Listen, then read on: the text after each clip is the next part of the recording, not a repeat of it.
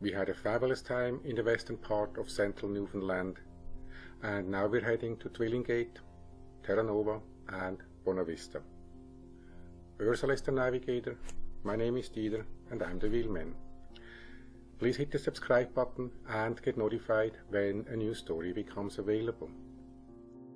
We are now driving on Highway 1 that connects the eastern part with the western part of Newfoundland. Along the way, a visit to the longest bridge in Newfoundland. That is the old railway bridge across the Exploits River in Bishop's Falls. Newfoundland does not have an active railway anymore. The service ceased in 1988 after 106 years of operation. We came across other historic trains on our journey. We made a visit to the Louisport Train Park and the TK Callaway Garden. There are many more displays and museums across Newfoundland.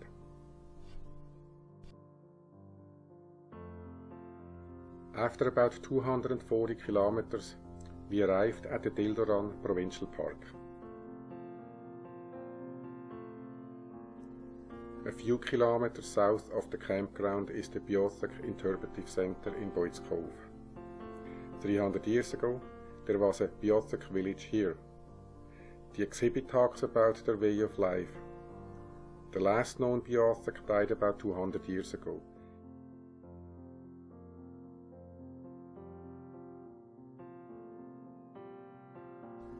Twillingate is on an island.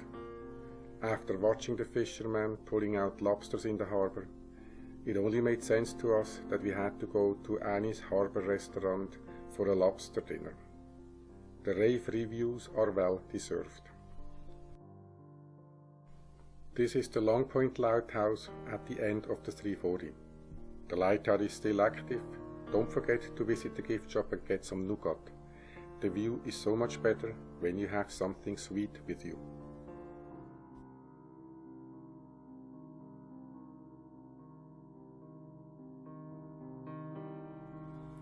A trail heads down to the cliffs. If you follow them all the way, you will get to Sleepy Cove, about a kilometer down the coast. There are remnants of a mine, but very little information about the operation.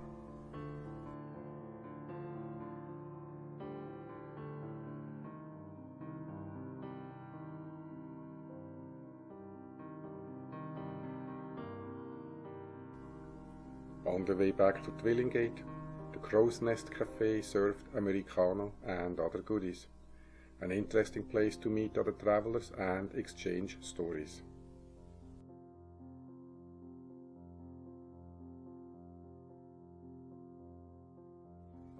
A few minutes northeast of Twillingate are the Rockcut Trails. We got so caught up with the stunning views, we missed the trail to Spiller's Cove.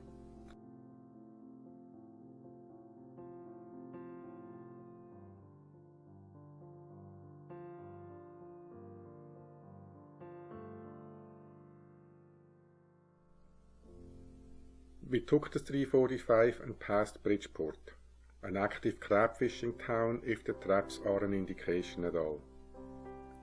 We continued towards Tizard's Harbour and took a left turn somewhere. There was a small handwritten sign with Weber's Bight, and this is where you end up when you just follow the sign.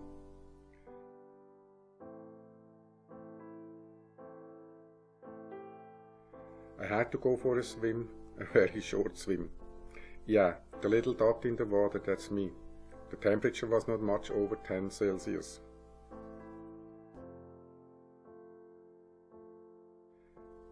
We drove north on the 346 to Pike's Arm Lookout. The painting suggests that icebergs can be seen from up there. I have no doubt. I sound like a broken record when I say that the view was stunning.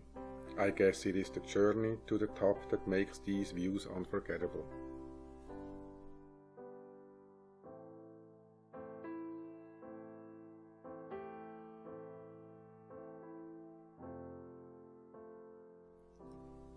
We took the scenic route to Terra National Park. The Deadman's Bay along the way promised an interesting story, but we didn't get a chance to park with the trailer and kept on moving. Aunt Hannah's Cafe and Gallery lifted our spirits. the detour was not a complete write-off.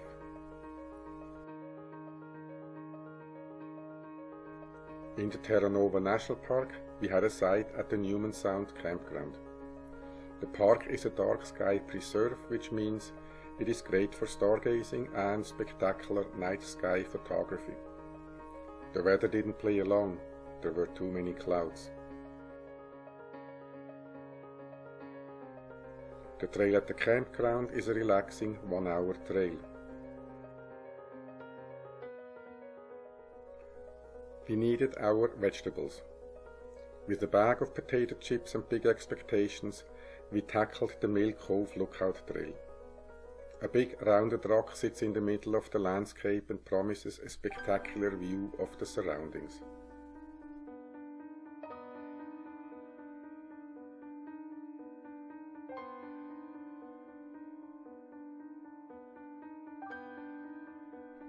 The Damnable Trails is not one trail, it is a collection of trails.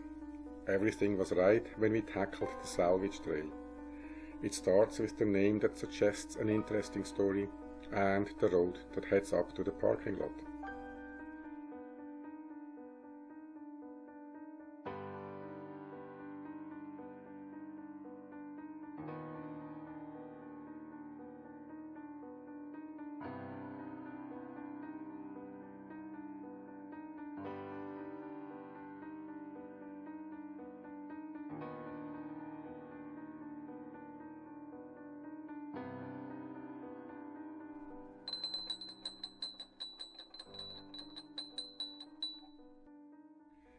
The fog that covers the island within minutes may be a hint at the town's name and the story behind the Damnable Trail. A ship may be engulfed in the fog within minutes. We have no doubt that some shipwrecks are hidden in the waters after chests full of gold were salvaged from the wrecks. But that may be just our imagination, or maybe not.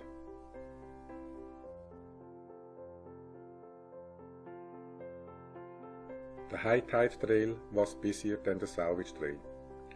The name is probably well deserved. The weather was calm, the tide was low, and the sandwiches we brought were delicious. That was a relaxing hike.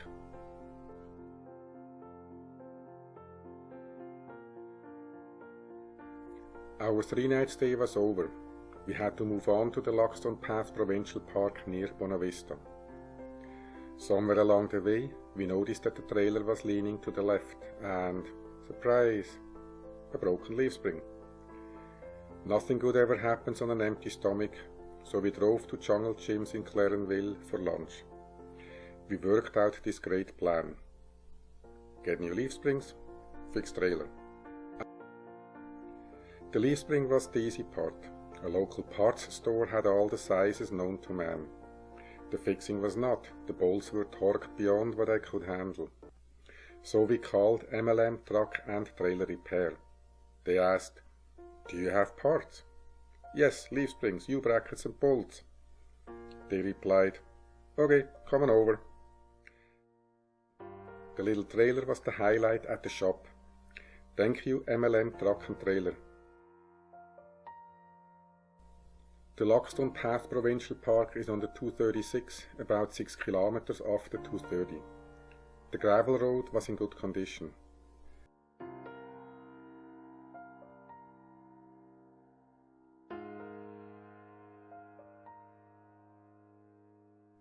A roaring fire and a beautiful sunset. Life is good.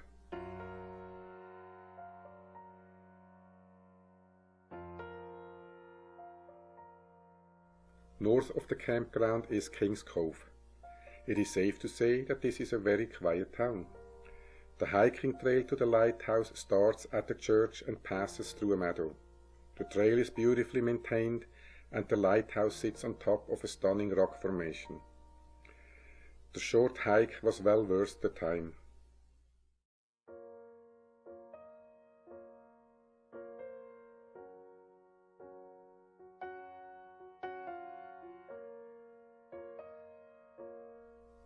South of the campground is Trinity. It is the complete opposite of King's Cove. Trinity exists to please.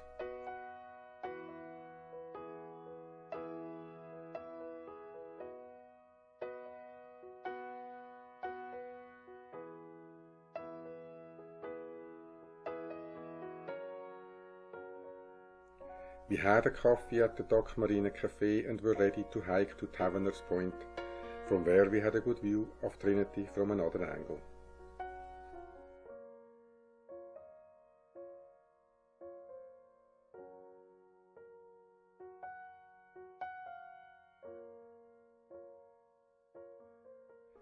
East from Trinity is the Skerwink Trail. The changing weather made this an amazing display of rocks and cliffs hidden in the fog. Moments later, they were in full display and touched by the sun. It was quite a spectacle.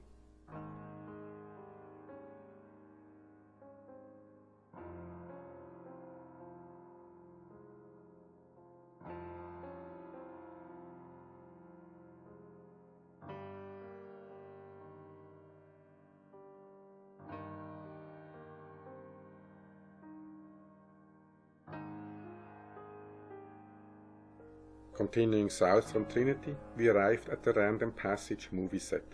It was built in 2000 for the international TV miniseries Random Passage. So let's step back in time.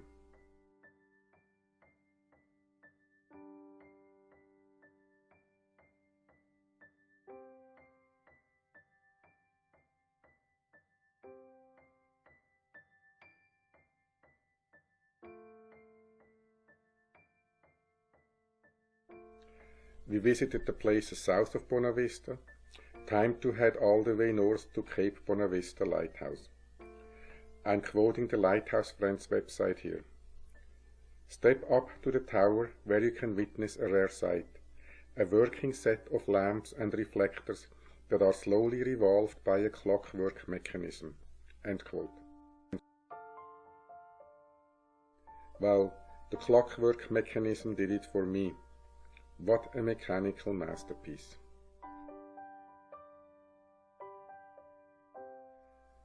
About 4 kilometers south of the lighthouse is the town of Bonavista, a busy place with all the shops and restaurants to keep the travelers happy.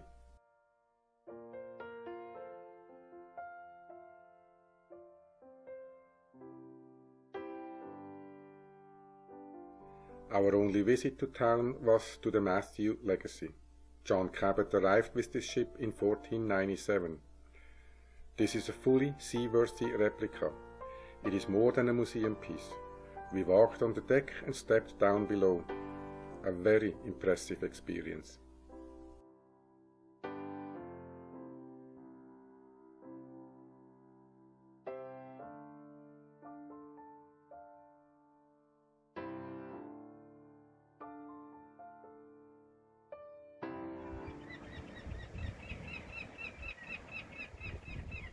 Then a visit to Spiller's Cove east of Bonavista.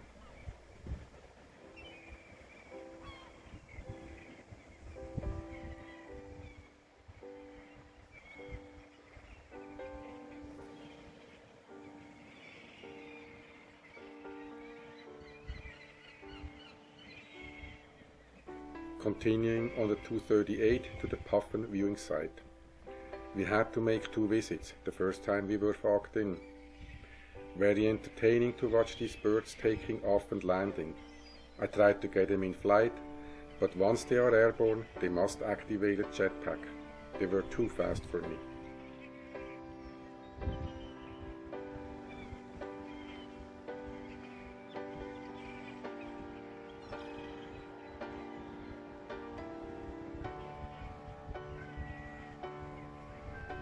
Puffin Cafe to the rescue. Standing in the fog and trying to get a glimpse of these birds left us with a chill in our bones, easily rectified with a coffee and something sweet.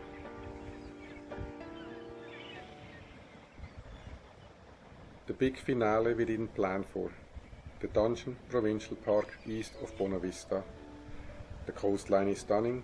The dungeon is a sea cave with natural arches. Only a few hundred meters past the dungeons is the community pasture. Now is a good time to say, wow, the first time.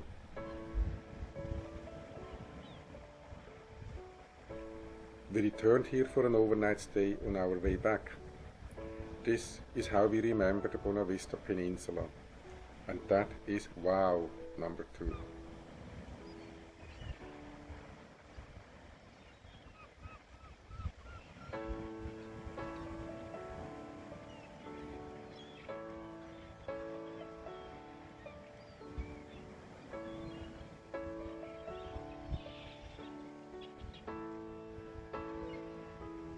We are not ready to return home yet.